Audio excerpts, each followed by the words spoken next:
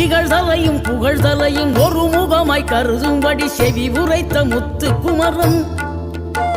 நீ வறுமையையும் வளமையையும் சமநிலையை உணரும்படி மதி கொடுத்த செல்வ குமரன் தடை 100 வந்தாலும் செயல் வெற்றியாக்கி தரும் தாராள குணம் கொண்டவன்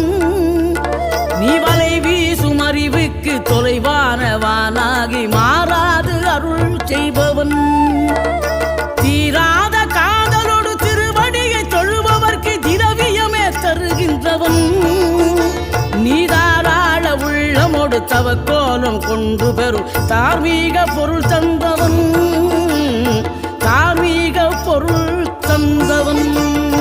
ஆறுபடை வீடும் அருள் வழங்கும் முருகா